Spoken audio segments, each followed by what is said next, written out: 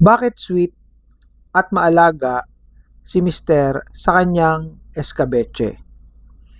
Marami sa inyo ang nakaka-experience nito at nakakasaksi nito. Maging kayo, kung kayo ay merong mister na may escabeche o kaya kayo ay nakakasaksi ng mga mister sa inyong kapaligiran, sa kapitbahay nyo, sa inyong lugar na talagang alagang-alaga ang mga escabeche, no, kaysa sa misis.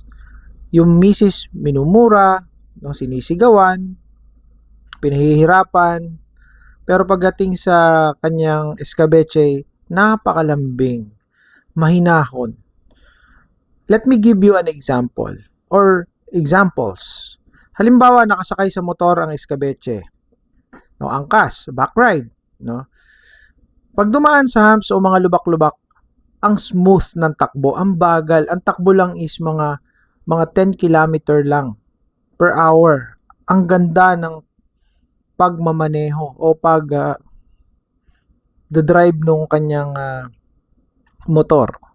Pag dumaan sa humps, talagang napakabagal at sinisigurado na hindi aangat ang puwet ng escabeche sa motor. Pero pag si Mrs. ang angkas papuntang palengke, no?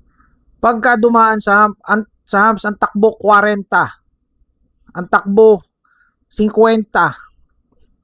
Pag dumaan sa humps ni Mrs., talagang tumatalbog. Buti nga at sushoot pa yung puwet dun sa upuan eh. Hindi tumatalsik eh. Tapos pag dumadaan sa lubak eh talagang ang bilis. No, kapag anong gaano na si Mrs. Ano ba yan? Ano ba yan? Bakit ganyan? No, bagala mo.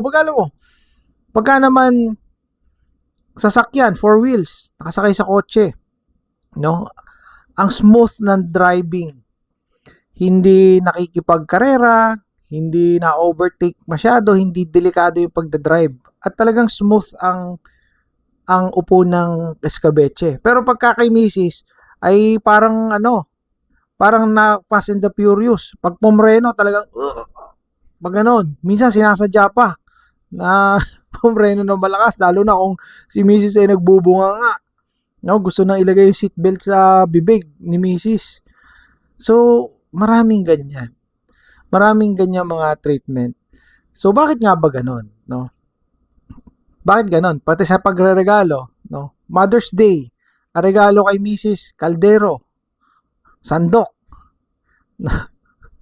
Ang regalo kay escabeche, no? Sa escabeche niya ay singsing, no? Hikaw, o kaya ay mga damit, sapatos, alahas. So, bakit ganon?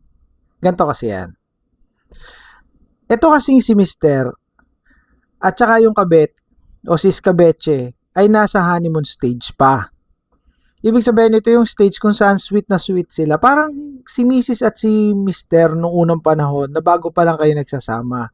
Yung parang nagliligawan stage, nasa ligawan stage pa lang kayo. Ganun yon. Pero kayo mag-alala. Pag nagtagal ang escabeche at si Mister, magiging na yung typical, magiging ordinary na rin lang yung kanilang relationship. Nakukuha niyo yung point ko. So, dadating din ang point na mararanasan nung kabet o si escabeche yung pagiging walang hiya o pagiging yung hard sa babae, no, ng lalaki na yun. Kasi ugali niya yun eh. Nakukuha niyo yung point ko. So, huwag kayong magtataka na ganun ang treatment. Kasi yun ay nasa honeymoon stage pa lang. Okay? So, hayaan nyo lang.